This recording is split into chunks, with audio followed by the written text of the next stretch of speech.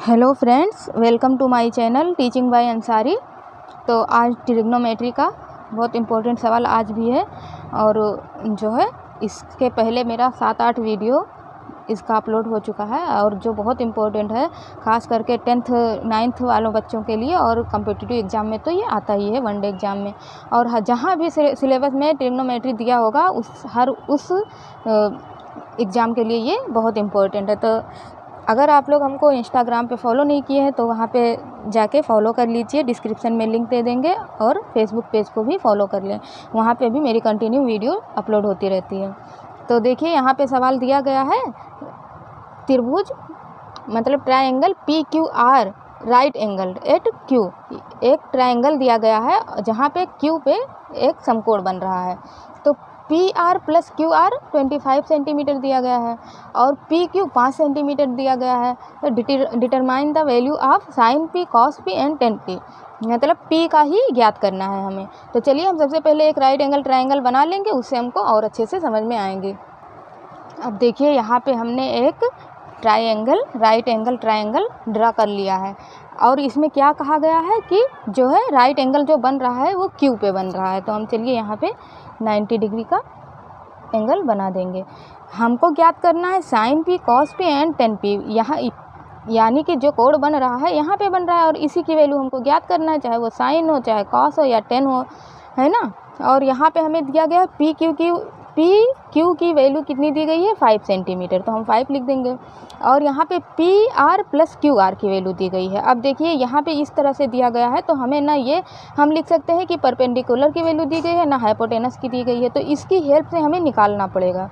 तो चलिए हम निकाल लेते हैं। तो हम अगर इसको मान लें कि ये x है ना, परपेंडिकुलर हम x मान लें, क्योंकि इसका देखिए अलग दिया ही नहीं गया, PQ और QR का जो है साथ में दे दिया गया है प्लस करके। तो अब हम कैसे पता कर सकते हैं कि ये अगर 25 है तो कितना ये होगा, कितना ये होगा। तो हम इसको x मान लेंगे और ये इसको हम 25 - x मान लेंगे, है ना, क्योंकि ये इसको हम x माने। अब ये 25 दिया गया है दोनों मिला के, तो जब एक का हम x मान लिए तो अब 25 में से जो भी बच जाएगा x के अलावा तो वो हाइपोटेनस हो जाएगा। तो हम यहाँ पे x को माइनस कर देंगे, है ना, तो फिर जो कुछ भी बचेगा वो हाइपोटेनस हो जाएगा। तो इसको x माने, इसको 25 - x मान लिए। अब चलिए हम इसकी हेल्प से निकाल लेंगे। तो अब इसका वैल्यू हम कैसे निकालेंगे, पाइथागोरस के फॉर्मूले से निकालेंगे। तो चलिए हम कर लेते हैं। तो ये हाइपोटेनस है, हाइपोटेनस का हम स्क्वायर कर देंगे।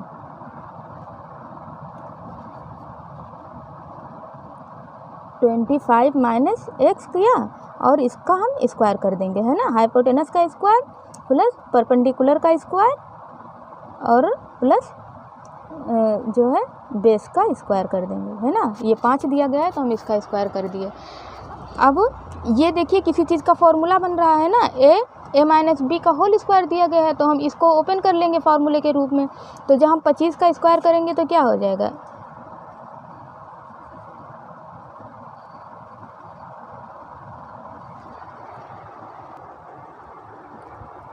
तो अब देखिए हम इसको खोले, a² + b² - 2ab, है ना। तो a का स्क्वायर किए तो यहाँ पे हो जाएगा 625, है ना। 25 का स्क्वायर करेंगे 625 और b का स्क्वायर मतलब प्लस b का स्क्वायर, x का स्क्वायर और -2ab। तो 2 से 25 को गुणा करेंगे तो 50 आ जाएगा और b लिख देंगे यहाँ पे। और फिर ये सेम एज इट इज़ हम लिख दिए यहाँ पे। अब चलिए हम इसको सॉल्व कर लेते हैं। तो 625, सॉरी ये तो इसका स्क्वायर हम कर ही दिए हैं तो यहाँ पे स्क्वायर नहीं रहेगा। तो यहाँ पे 625 है। अब देखिए यहाँ पे भी प्लस x² है और यहाँ पे भी प्लस x² है, तो हम इसको माइनस कर देंगे। ये एक दूसरे से कैंसिल हो जाएगा, क्योंकि अगर x² हम इधर लेके आएंगे तो माइनस में हो जाएगा और माइनस और प्लस का x² कैंसिल हो सकता है। तो इसीलिए हम इसको जो है माइनस कर दिए। अब यहाँ पे 625 बच गया -50x, है ना, = 25।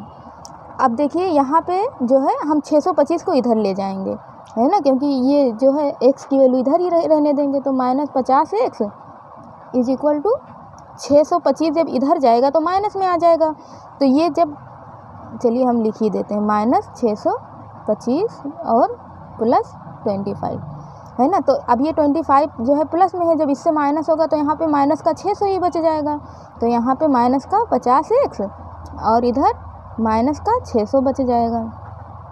अब यह इधर भी माइनस है, इधर भी माइनस है, तो ये कैंसिल हो जाएगा, एक जीरो से ये एक जीरो ख़त्म हो जाएगा। ये 5 इधर डिवाइड में जाएगा तो क्या हो जाएगा, कट जाएगा कितने से, 5 एकम 5 और 5 दूना 10, यानी कि x की वैल्यू जो है 12 आ गई। तो अब जो ये x हम माने थे, यहाँ x की जगह पे हम 12 लिख सकते हैं, है ना। इधर जब हम 12 लिख दिए, हमें पता चल गया कि जो है हाइपोटेनस की वैल्यू 12 है, वो उसकी परपेंडिकुलर की वैल्यू 12 दी गई है। अब 25 में जब हम 12 को माइनस कर देंगे तो यहाँ पे क्या बच जाएगा, 13 बच जाएगा, तो इसीलिए हम यहाँ पे 13 लिख देंगे, है ना। तो अब ये ट्रिपलेट देखिए 5 12 13 का हो गया, वहाँ 3 4 5 का था, है ना, 7 15 17 का। तो इस तरह से हम आपको आगे जो है ट्रिपलेट भी बताएंगे, लेकिन अभी बेसिक समझना बहुत ज़्यादा ज़रूरी है। तो सबसे पहले आप इसको निकालना समझें। बाई चांस अगर आपको कन्फ्यूजन हो, ना याद रहे, तो एटलीस्ट आप निकाल के तो पता कर लें, भले ही टाइम लगेगा लेकिन वो एग्जैक्ट निकलेगा। तो अब हमको पता चल गया x के जगह पे 12 था और 25 माइनस x को जो हम इधर माइनस किए तो यहाँ पे 13 बच गया। तो इसका परपेंडिकुलर 12 हो गया, हाइपोटेनस 13 हो गया और इसका बेस 5 हो गया। अब चलिए हम निकाल लेते हैं जो जो हमसे पूछा गया है। अब हमको सबकी वैल्यू पता चल गई, पी क्यू क्यू आर और आर पी, सबका वैल्यू हमें पता चल गया है। हमसे क्या पूछा गया है, the value sine P cos P and tan P. तो देखिए जो भी कोड बन रहा है पी पे ही बन रहा है, क्यों ना साइन हो, क्यों ना कॉस हो और क्यों ना टेन हो। तो हम सबसे पहले साइन का निकालते हैं। तो साइन का हम इधर ये इसको अलग कर देंगे, तो साइन पी का क्या हो जाएगा। अब जो है